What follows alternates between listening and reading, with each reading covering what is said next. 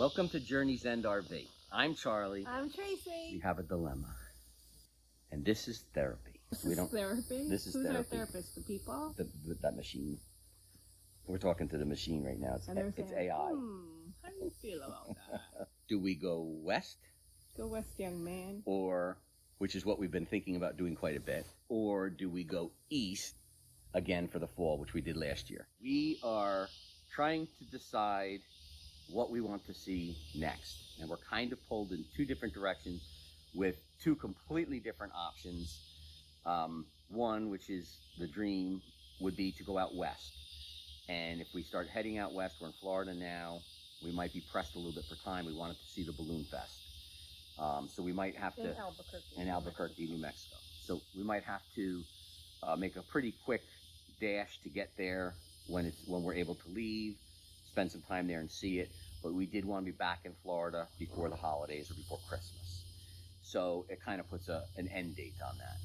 Our other option is we can go back up north, and two of our daughters look like will be working at Hershey for a Halloween event. And that actually sounds really cool, that we might be able to go and see maybe a little behind the scenes. They're going to be helping to get it all set up, and then they'll be working through the event, helping characters get to their places and scare characters and things like that. So, and we love Halloween. We actually put on haunted houses that a lot of people said competed with Universal Studios in Orlando. Not true. No, it did. It was pretty good. Our goal was to always make people pee or throw up, and at least nightly that happened.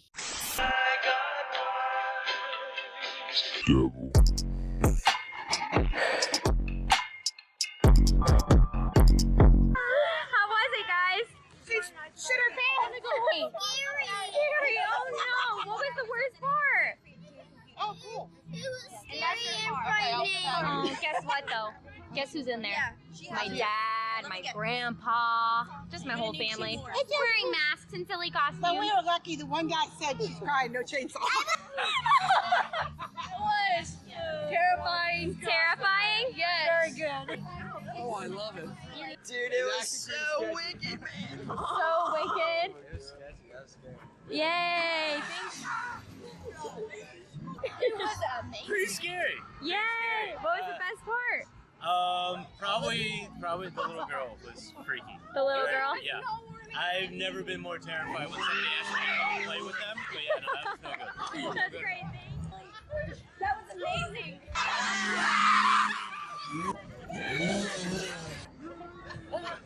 Was it good? It was fantastic. It was fantastic. Awesome. Would you take a photo, please?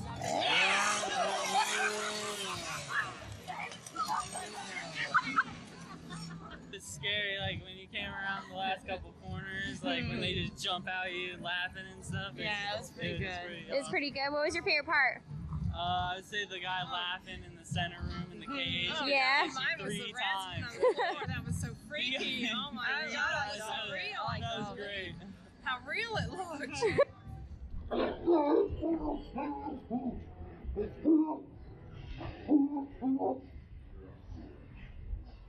It got you, you said? Yeah. It was scary? Yeah, it was nice. Yeah. Usually they don't get me, so that was nice. That was awesome. The mouse thing was awesome. That was probably the coolest thing y'all have done ever. Yay, thank you. I'll also put in the description below our Northeast trip that we did last year. We went to Maine, Massachusetts, that route. And this time we're talking about going Pennsylvania, Hershey, Pennsylvania route. I don't know what else we would include in that, but we'd at least hit the It might be the Hershey show. Yeah, the Halloween event, and then hopefully the Hershey show. I'll have to look up the dates for that. And maybe we'll hit that as well, because I hear that that's pretty good. A lot of people compare that to the Tampa RV show, which we go to every year, and some people say the Hershey show is better. So let us know in the comments below what you think, which is better, the Tampa show or the Hershey show, and maybe we'll check that out.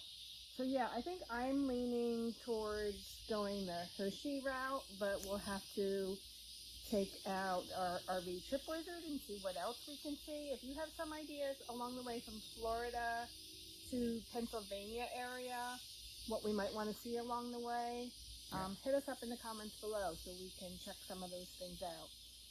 Yeah, and I think some of the other factors would be, instead of dashing off out west and then being limited by the holidays coming back, I feel like if we do this, we can also see family, enjoy ourselves, be back for the holidays, and then plan a much longer trip out west. So when we're driving, we're not going to do back-to-back days of driving, and we can see the things. We already have lists of things that we want to see that I think look amazing, things we saw on YouTube, things I've read about.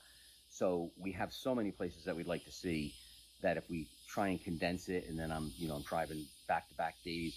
My other problem is I drive back-to-back days, and then I'm not going to want to go out and explore very much. I mean, I drive around and look around, but... And we never like to do that anyway. We like to stay places at least 3 nights. That's probably even too little for us, because we do like to park somewhere and then go exploring. We don't want to be tired. So we do like to spend at least 3 or 4 days. We have a 1,000 Trails membership, so that will allow us to stay in a park for 2 weeks and then out of a park for 7 days. So we try and hit that whenever we can. Or park hop for 4 days. As long as we're out within the 4th day, we can go to the next park, be out on the 4th day, the next park, so we can actually stay in and go park to park to park as long as we're out on the 4th day in each park. But, I mean, a lot of people say, 2 nights in one place is plenty. But the way I look at it is, the day you arrive, you're settling in, you're setting up, and the night before you leave, you're breaking down. So you don't really have that many days in between of being able to relax and kind of just, do your day, take your shower, and go to bed. You're prepping to actually leave again. So I do like the three night kind of thing at the minimum, and then if you push it further, better. The difficulty with that is that obviously you're not covering as much territory. So we like the 1,000 Trails plan. We have, and I don't know how many there are between here and Pennsylvania, so we'll have to check that out. Or if you know, let us know. But we'll definitely take a look at the route. But we have the 1,000 Trails camping pass. You want to tell everybody about 1,000 Trails? Yeah, I love it because we pay for the camping pass, and again, we're able to go in for 2 weeks and out for a week and back in for 2 weeks. But it's full hookup. You're not going to be in the premium sites, but you've got everything you need: water, electric, and sewer, and any amenity that they have there you're entitled to. And so for the several $100s that we paid, for all of this, it's paid for honestly in what, like 10 days of travel at most, and it was or about, something. I think we paid about $800. Yeah. Right. We got a zone. We got the northeast zone, even though we're in the southeast. Because if you're in the southeast, they charge a sales tax on the southeast zone. So we did the northeast zone because we knew we'd be going up to the northeast, and then with the other program, the Trails Collection, we bought that, and that has like 30 campgrounds in Florida and down here anyway, which are included. So I felt like we covered Florida. We're only missing maybe, I think, 2 campgrounds that are in the Trails Collection, something like that. Which Florida. does not include TTO. So a lot of people out there are TTO fans. It does not include that. You have to actually buy one of their membership packages. Or the Southeast Zone. Or the Southeast Zone to get TTO. It's 1,000 Trails Orlando. So you'll find that coming into, November, December, January, most people or many people from around the country are coming in and they're staying in all of these plans. And they actually call it the shuffle because they're allowed to stay 3 weeks, and then they got to go to the next campground. So they pack up, they go to the next campground for 3 weeks. They technically are staying for free. They got to be out at the end of the 3 weeks, and they move to the next one. Or they go back and forth, and whatever plan they have, they can work. For us, we've been just really fine with the one we have. And when we're traveling up northeast, there's not a lot off of the major highways. You'd have to travel a little bit. But we're also content in Cracker Barrel, Walmart, anything like that, especially for traveling. We drive several hours. We stay at one of those places. Next day, drive several hours. We're fine with that when we're traveling. And several to us is like we top off at about 5 hours is good for us. But Charlie doesn't mind driving longer if he has to, but we really don't want to push it. So having 1,000 Trails last year, really, it paid itself off in no time. We used it a lot. Now, you'll hear a lot of things online or from other people or reviews that the spots aren't so great, and that is true for a lot of the places in the southeast. Yeah, they're not all resorts. Yeah, I think everybody's expectations are they're resorts, and to me, they're not all resorts, but they're a free place to stay with full hookups. Yeah. So, And if you're looking to travel and see everything around you, if it gives you your camp, your base, your home base, I think it's a great program. Right. So. And that's basically the way we travel. We find somewhere to park with the hookups. Yes, they usually have a pool or a clubhouse or bingo or things going on, and we like all of those things and are fine with setting up, having a campfire. But our travel plans are to always either like just hang out, which we can do just about anywhere, or really park and go exploring. So the Thousand Trails have worked great for us. We also have a Harvest Host membership. Do you want to talk about what that is? Well, I like the Harvest Host. I mean, you can stay at businesses. People, there's farms, there's businesses. Now there's golf courses, museums, and essentially you're staying for free. I'll put in air quotes. But they expect you to purchase something, and to me, that's only fair. If you're staying on their grounds and they're giving you a place to stay, so you go in. If you're on a farm, you might buy eggs or bacon or milk and whatever. You know, if you're at a winery, you get some wine and you order some food, or a brewery or something. It's not hard to buy something where you're staying, because there's, like, you got to go eat, or, well, we do. So it's usually like you're buying a pizza, or if it's at a farm, they have farm fresh eggs or jams, freshly made, or things like that. So it's always fun to buy something, so it's not hard. And I think for me, one of my goals traveling this year is to stay at more Harvest Hosts, because I also think those are like adventures. They're different experiences. They're not campgrounds. They're a different experience for overnight. Yeah. But and without hookups, in general, there'll be no hookups. And I think that's on our RV Trip Wizard, right, where you can put in Harvest Hosts. Yeah.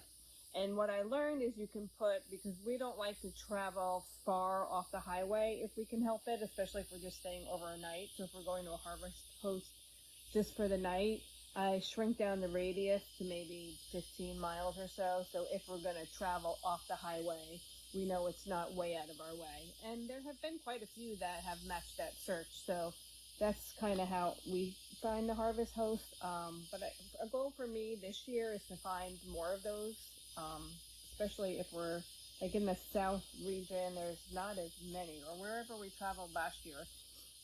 North, northeast. The Maine, Massachusetts, all that way. There weren't a whole ton of them.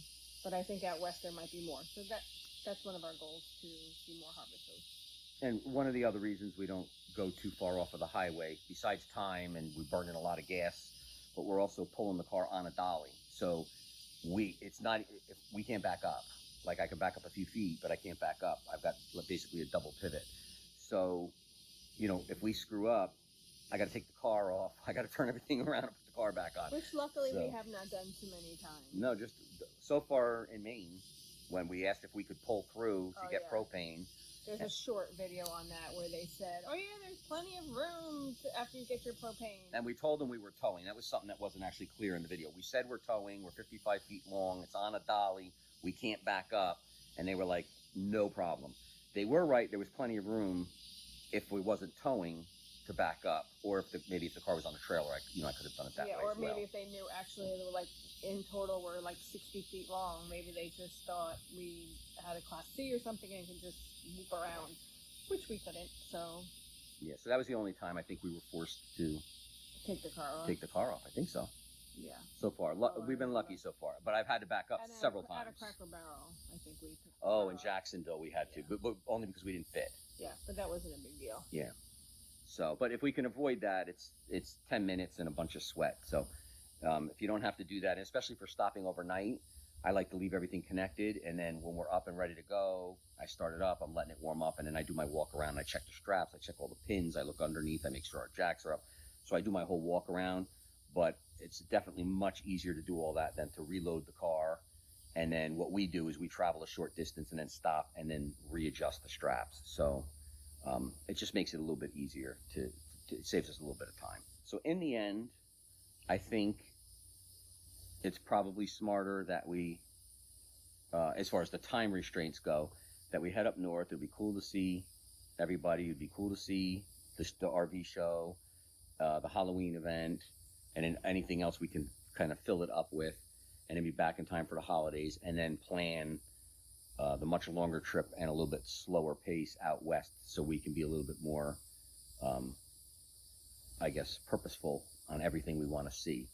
So, and kind of do a radius, and then we can plan where we're going to park, and then, because I'm fine with both of us are good with driving the car an hour and a half or whatever. If we're going to go, see something awesome, driving an hour and a half from where the camper is, to me, is not necessarily a big deal. So, wherever we're parked, we kind of have a 3-hour circumference that we can cover, and we can see a lot. So to me, I'd rather be strategically placed with the camper, not have to move it as much, drive around as much, settle in, and then when we're going to do an exploration day, jump in the car, go, and do whatever we're doing. And when we come home, you can shower and be ready for bed, and it's good, rather than be on the move in the camper all the time.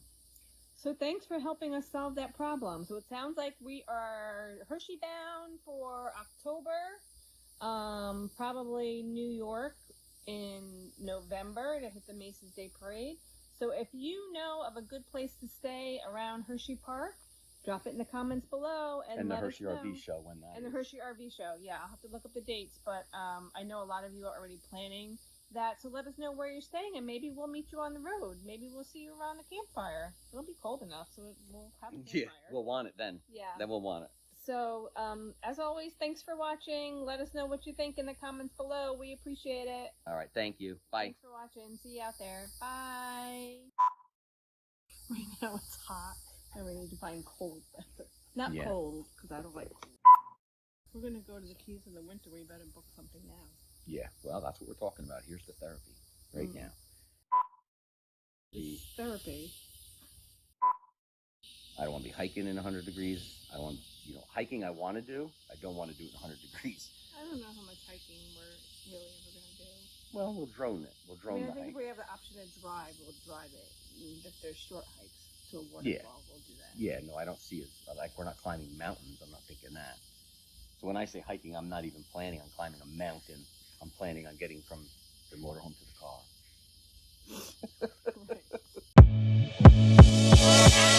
Right.